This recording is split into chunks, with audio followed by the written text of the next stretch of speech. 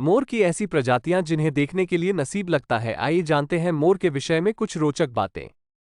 मोर को दुनिया भर में सबसे सुंदर पक्षियों में से एक माना जाता है।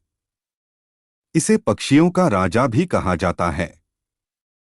अपने सिर पर मुकुट के समान बनी कलगी और रंग-बिरंगी इंद्रधनुषी सुंदर तथा लंबी पूंछ से यह जाना जाता है। आंख के नीचे सफेद रंग, चमकीली लंबी गर्दन इसकी खूबसूरती में चार चांद लगाते हैं। मोर अथवा मयूर एक पक्षी है जिसका मूल स्थान दक्षिणी और दक्षिण पूर्वी एशिया में है। ये ज्यादातर खुले वनों में वन्य पक्षी की तरह रहते हैं। नीला मोर भारत और श्रीलंका का राष्ट्रीय पक्षी है। नर की एक खूबसूरत और रंगबिरंगी फरों से बनी पूंछ होती है जिसे वो खोलकर है प्रणय निवेदन के लिए नाचता है, विशेष रूप से बसंत और बारिश के मौसम में। मोर की मादा मोरनी कहलाती है। जावाई मोर हरे रंग का होता है।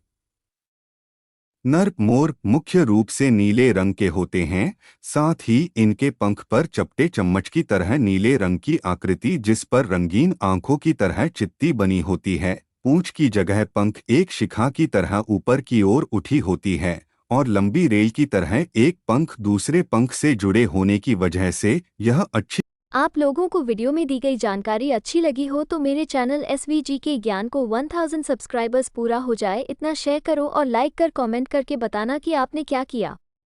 मोर नर पक्षी है और मादा को मोरनी कहते हैं, जिसको अंग्रेजी में पीहेन कहते हैं।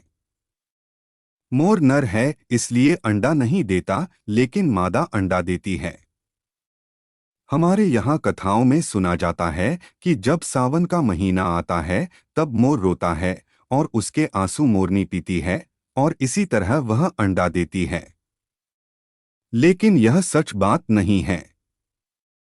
सच बात तो यह है कि और पक्षियों की तरह ही मोर और मोरनी में के बीच संबंध होता है। मोर मोरनी को आकर्षित करने के लिए अपने पंख फैलाता है, कभी-कभी नाचता भी है।